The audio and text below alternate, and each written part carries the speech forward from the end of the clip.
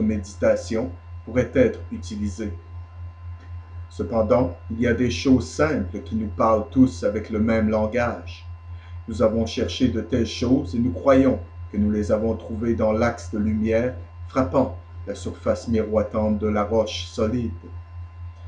Alors, au milieu de la salle, nous voyons un symbole de la façon dont, chaque jour, la lumière du ciel donne la lumière, la vie à la terre sur laquelle nous nous trouvons. Un symbole pour beaucoup d'entre nous de la façon dont la vie de l'esprit donne vie à la matière. Mais la pierre au milieu de la salle a plus à nous dire. Nous pouvons la voir comme un autel vide, non pas parce qu'il n'y a pas de Dieu, non pas parce qu'elle est un autel à un Dieu inconnu, mais parce qu'elle est dédiée au Dieu que l'homme adore sous de nombreux noms et de nombreuses formes. La pierre au milieu de la pièce nous rappelle aussi le ferme et le permanent dans un monde de mouvement et de changement.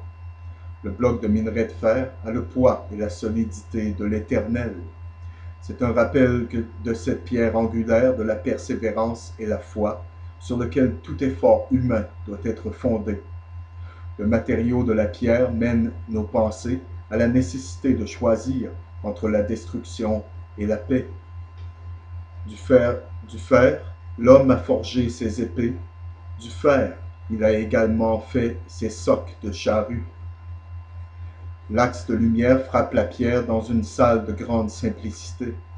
Lorsque nos yeux se déplacent de ces symboles à la paroi avant, ils répondent à un modèle simple d'ouvrir la salle à l'harmonie, la liberté et l'équilibre de l'espace.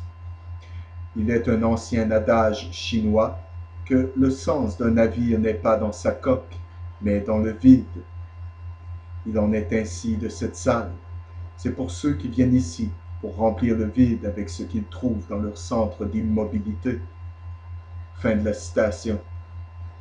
Le bulletin de la bonne volonté mondiale est publié par Lucis Press Limited, détenu par Lucis Trust, au 88 Edgware Road, Marble Arch, W2, en Angleterre. La succursale de New York, la Lucis Publishing Company, 11 42e rue Ouest, 32e étage, émet des matériaux sur son école arcane, Three-Member Triangles, et le Fonds World Service, et publie le magazine Beacon. Cette société, mesdames et messieurs, a été initialement créée en tant que la Lucifer Publishing Company, mais a changé son nom le 11 novembre 1924 pour le moins surprenant qu'elle porte aujourd'hui.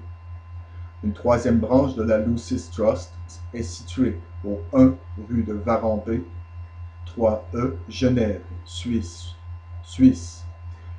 Alice A. Bailey, la grande prêtresse aujourd'hui décédée de l'occulte École Arcane, a établi et dirigé le fonds et sa société qui s'identifient comme des esprits illuminés.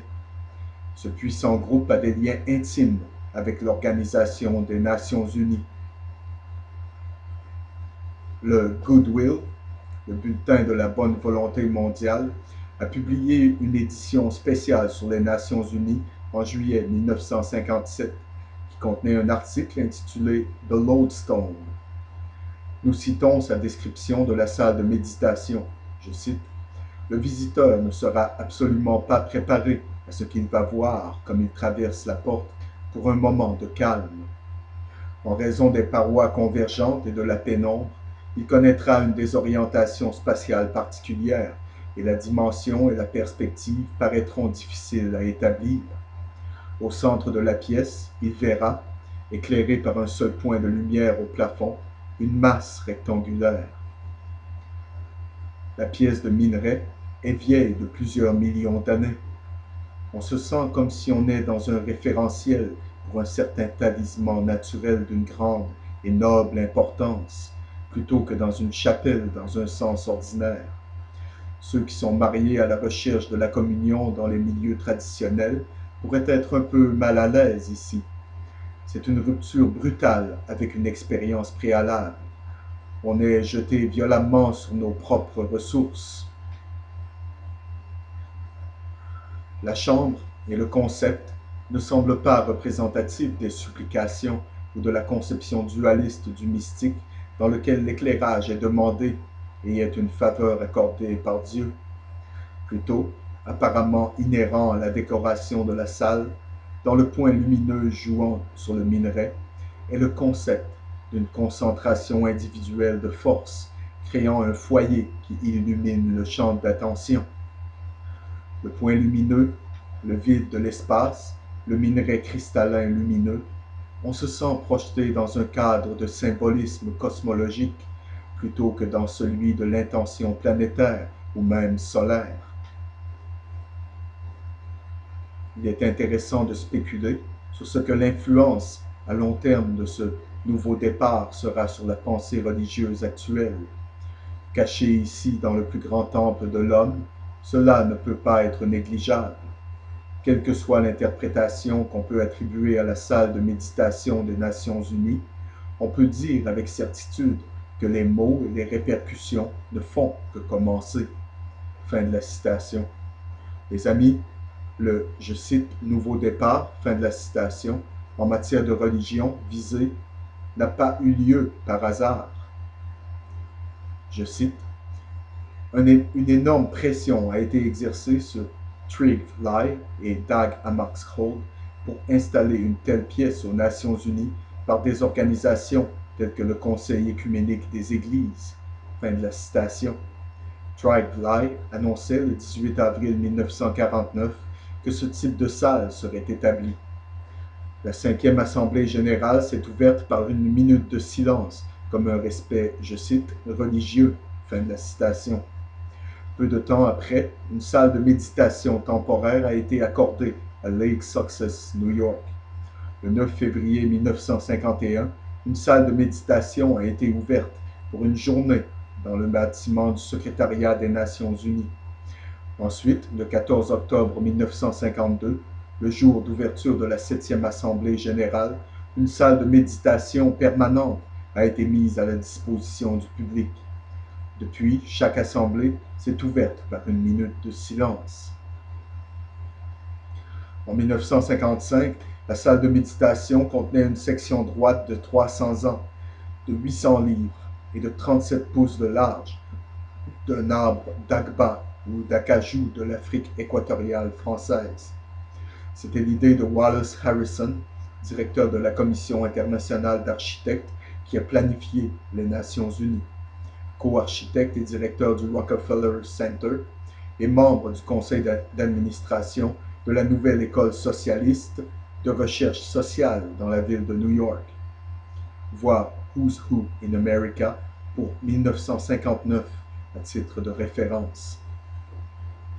La salle comprenait une plante de philodendron sur l'autel pour symboliser une personne inconnue tuée à une guerre, un tapis vert olive, 25 chaises de couleur roussâtre et un drapeau bleu et blanc des Nations Unies situé en face d'un champ blanc du plafond au plancher. Le 16 février 1953, un groupe appelé les Amis de la salle de méditation, au nombre de 1500 membres, a présenté à travers ses agents un ensemble de livres d'or aux Nations Unies dans lequel les visiteurs de la salle pouvaient inscrire leur nom, adresse et affiliation religieuse. Depuis, plusieurs millions ont été estimés par les Nations Unies à avoir pu entrer dans la salle. De ces visiteurs, des millions ont signé ces livres, contenant chacun 7000 noms. Quel but, mesdames et messieurs, est desservi par l'accumulation de ces milliers de noms de personnes de leur appartenance religieuse qui visitent la salle et qui, par le fait de signer leur nom, indiquent qu'ils ne s'objectent pas à l'existence de ce temple païen. Les amis sont le produit du mouvement des laïcs non sectaires pour un monde chrétien incorporé, dont le siège international est situé à Wainwright House, Milton Point, Rye, New York. Warren R. Huston, un ancien délégué permanent des États-Unis auprès des Nations unies, a dirigé un comité des amis qui présenta 12 600 $ à Dag Hammarskjöld le 24 avril 1957 en tant que premier paiement sur les 25 000 $ nécessaires pour remodeler et agrandir la salle. Le mouvement a émis des cartes d'identité de la salle de méditation des Nations unies à 300 hommes et femmes qui vont régulièrement à cette salle pour la prière. Il a émis une fois des cartes de prière pour les visiteurs contenant des prières des grandes religions existantes du monde, à savoir l'hindouisme, le bouddhisme, le judaïsme, l'islamisme, le sikhisme, le christianisme et Saint François d'Assise. Je ne savais pas que Saint François d'Assise était l'une des grandes religions du monde. Le saviez-vous? Les amis ont tenu des vigiles de prière dans la salle en 1953 et 1954. Revenant en 1946, le mouvement avait envoyé le Dr. Frank Lowback, diplômé de Union Theological Seminary et auteur de Lettres d'un mystique moderne, à la Conférence pour la paix de Paris pour faire pression en faveur de la mise en place de la salle de méditation. Les intervenants aux réunions du mouvement ont inclus Norman Cousins, Ralph Bunche et Frank P. Graham des Nations unies et William Ernest Hocking et Kirkley F. Mather de Harvard, qui ont tous des dossiers de front communiste, voire les éditions de mai-juin et juillet-août 1959 et juillet-août 1962 de la Layman's Movement Review. Le mouvement a inscrit parmi ses membres Dwight David Eisenhower, l'ami le plus important du mouvement depuis sa création. Cependant, a été John D. Rockefeller Jr., un missionnaire méthodiste. Wayman C. Huckabee a garanti et reçu des subventions des fonds Davidson de John D. Rockefeller Jr. et de ses fonds de l'église Riverside de New York pendant 5 années consécutives, 1937 à 1941. Pour un centre de santé à Hiroshima, au Japon, Huckabee devint alors le secrétaire du mouvement à New York en 1941 et obtenu 2 subventions d'1 an pour l'organisation du fonds Davidson jusqu'à ce qu'il ait été liquidé. Et ce n'est pas un hasard, mesdames et messieurs. Les fonds Davidson de John D. Rockefeller Jr., de ses fonds de l'église Riverside de New York, pour les années 1937 à 1941, étaient pour le centre de santé à Hiroshima, au Japon, une ville où les États-Unis ont finalement laissé tomber l'arme atomique. Rockefeller, mesdames et messieurs, poursuivit ses subventions annuelles à coup sûr sur ses propres fonds. Pendant les 22 années que Huckabee est resté avec le mouvement, $1 million ont été amassés pour son travail. Lorsque le mouvement a d'abord cherché à obtenir Wainwright House pour son siège en 1951, John D. Rockefeller Jr. a donné $5 000 des $25 000 nécessaires. Depuis 1951, 10 000 personnes ont signé le livre d'or de Wainwright House, 5 000 ont assisté à ses réunions publiques, ses membres ont été adressés par le président du Conseil national des églises, ces salles de conférence ont été utilisées par les églises épiscopales, presbytériennes, méthodistes, baptistes, congrégationalistes et Quaker. Quand les amis de la salle de méditation ont convenu de réunir $15 000 pour payer la redécoration de la salle, John D. Rockefeller Jr. a donné $5 000 de la somme demandée. Dag Hammarskjöld a personnellement recueilli $10 000 de la famille Marshall Field pour le coût de la fresque de la salle.